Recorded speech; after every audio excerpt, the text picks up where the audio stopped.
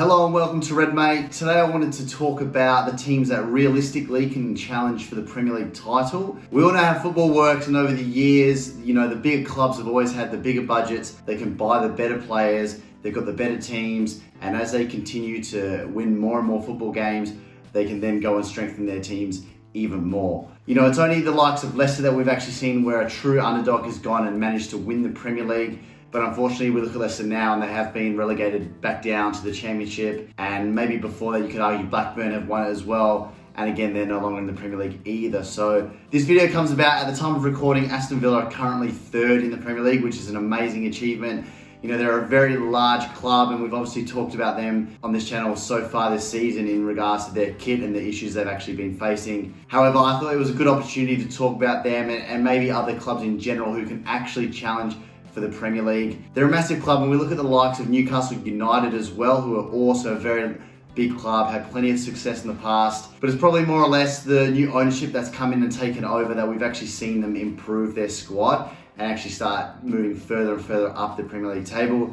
And obviously we saw that with regards to them qualifying for the Champions League and obviously doing quite well in there as well. So it kind of begs the question. I wanted to maybe get a bit of a response here, put my thoughts out there and get a bit of feedback in terms of what can we actually do or what can we expect to see over time regarding teams that can challenge for the title. So as a Liverpool fan, it's no secret we've only won the Premier League once, and that's taken 30 years to actually go and win that. However, at the same time, I feel quite fortunate as well that, Liverpool as a whole are always in and around it towards the top. They are one of the big clubs, arguably top two, them and United. However, keeping that in mind, we don't see them quite spending as big and as the likes of maybe a United, Chelsea, Man City as well. They have to they're maybe a little bit more restricted in terms of budgets. But anyways, I mean, myself personally, I think Liverpool is a big club. Every year, especially of late when Klopp's come in, I am kind of hoping that they do well, maybe win the title, at least top four. But I want to know, realistically, what can we expect? So Villa are sitting third right now. I think in honesty, maybe people will still, if we had to put a vote on it now, would they still put Aston Villa to finish top four?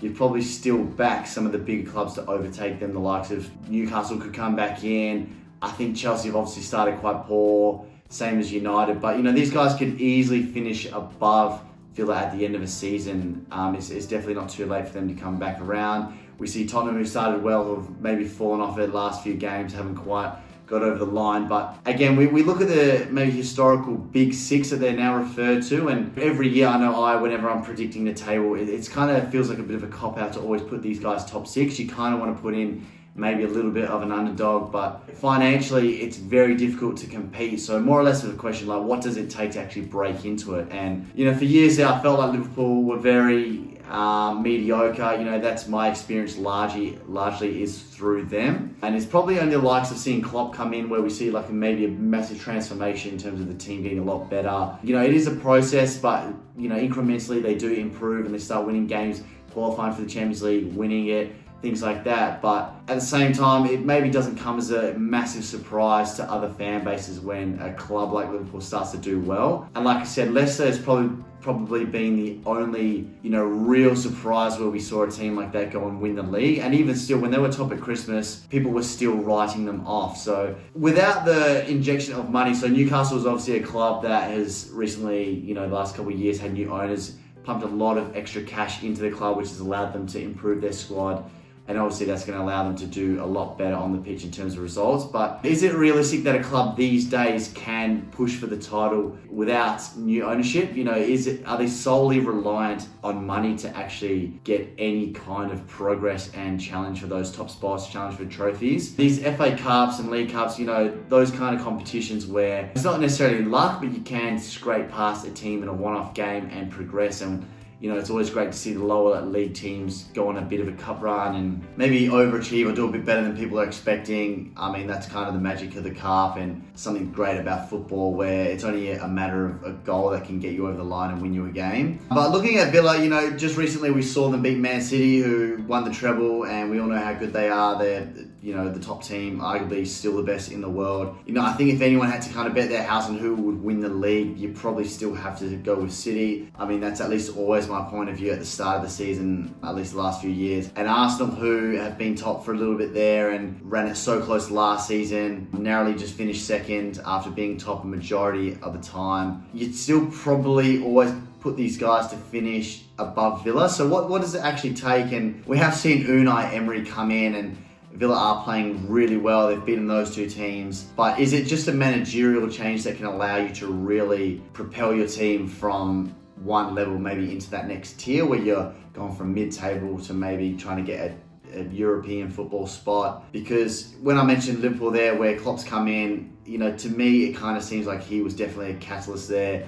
That seems to almost be the only big change that's gone from Liverpool doing quite average to maybe doing a little bit better. Obviously, there was a season there where we finished second under Brendan Rodgers, but that seemed like a bit of an outlier. And again, for a team like Newcastle to have made it into the top 4 spot, it seemed like that's a lot to do with the new ownership. I mean, they are playing great football, but definitely the personnel on the pitch makes a huge difference. And I guess maybe another club we could look at and at least bring up is Brighton, who are playing very well, and they've got a lot of results. They did very well last season. Unfortunately, just fell off it towards the end, but it was a managerial change that I felt was the cause to getting them playing better football. Is that maybe the answer then, where it's down to the manager that will lead to you challenging? Because, if Pep Guardiola goes and manages a different team that's not Man City, and maybe he's managing, Burnley instead of Vincent Kompany, do Burnley do a lot better? Like, they're still going to be restricted to the same budgets and maybe lack of,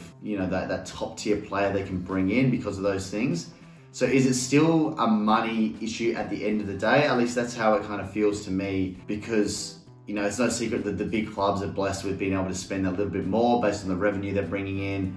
FFP as well is obviously the biggest thing that most clubs are abiding by. But I'm always kind of happy to see it. As a neutral football fan, I think it's always good to see underdogs do well, and maybe, it makes the season feel a little bit unique when you see a team doing a lot better than normal and they're kind of in and around the top spots. But will they ever go on and win it again? I've mentioned Leicester already, but is that just a one-off freak incident, or can we see a club go and do that? If Newcastle go and win it in a couple of years, I don't feel like it would really be a massive surprise, given, again, they've had wealthy owners come in and that's allowed them to inject a lot of cash, and progressively we will see them do a lot better over time. And, we've talked again on this channel about the likes of Wrexham, where they're obviously much lower leagues, but over time we will see them progress, and you'd hope and imagine they will move up and up through the English channels. But yeah, what does it take? Is it simply just a managerial change that can propel you and take you from a mid-table team to winning the league? And that step up to the very top is a massive jump to, going from just a top 4 team. We see Liverpool again do that for years.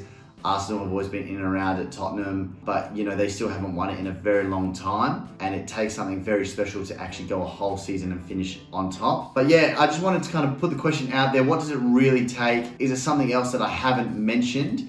Because again, it is, it's a team like Aston Villa, who is a big club and historically have done really well. It's great to see them around the top of the table. Newcastle as well, but is it just a one-off? Is it more or less a bit of form? We are still very early into the season, so have they been quite fortunate in the fact they've managed to get a few results and get over the line? The game against City, I did watch, and they were absolutely dominant over Man City. It wasn't just a lucky result. It might seem like that as a 1-0 game, but they were completely played them off the park. All the chances, or at least most of them, or the vast majority, were all Aston Villa. They could have got a few more had things gone their way on the day. Edison made some great saves and maybe kept the score down as well, and Martinez in goal definitely kept them the clean sheet. But yeah, can we expect to see another team in a few years kind of come through the ranks without that massive headline change of ownership? Because at the end of the day, for me, and I know we probably see this as well in other sports like Formula One, where the teams with the biggest budgets and the teams earning the most money, they can spend it and you get the results. And that kind of seems like the only way to really do well these days in sport, at least in the Premier League, where you're not restricted by salary caps and whatnot. And like I said, Leicester City winning the league was definitely what seems like a freak one-off occurrence. And, it kind of showed how it wasn't really sustainable to go and win the league. They qualified for the Champions League, and now last season we saw them get relegated. So even after winning the league, 7-8 years ago, it's not allowed them to really even make that next step. It kind of takes everything behind it in terms of the financial backing, it seems like, from at least my point of view. So it feels like an interesting thought because, again, as a Liverpool fan, every year it feels like we can challenge, and I'm quite fortunate to support a team like that is always in and around it. And I always think, another club or another fan of a different team, when they're supporting a mid-table club, is that just going to be their whole footballing experience where they're expecting their team to, finish 12th one year, they might finish 8th, next year 10th, 11th, might go down to 15th. Are they always just going to be in and around those kind of areas, avoiding relegation, staying up, but not really doing too much? Or is there something that club can implement that will take them to the next level? Because, we do see a lot of these big managers coming into the Premier League now, and, the money in the Premier League as a whole is going up and up and up, so they can attract better managers from all around the world. But again, you'd probably argue the best managers will always be at the bigger clubs that have had historical success, plus can pay them higher wages as well to lure them in, as well as, managers want to coach the better players too, and the bigger clubs have obviously got that as well. So yeah, just what does it really take, and what can a club do to really boost them into a better spot and potentially even challenge for the league at some stage, which is an incredible thing to do, but it probably seems unlikely and almost impossible without a massive change of ownership in the club, which is probably the easiest way. Not the easiest way, but the most common way we see these days of clubs getting a massive influx of cash and being able to spend that on the pitch and improve their results. But yeah, essentially that's all I wanted to put out there. Just want to give my thoughts, maybe get some feedback on that as well. But yeah, that's been all from today. I've been Ant, this has been Red Mate. Thanks for watching, and I'll see you in the next one.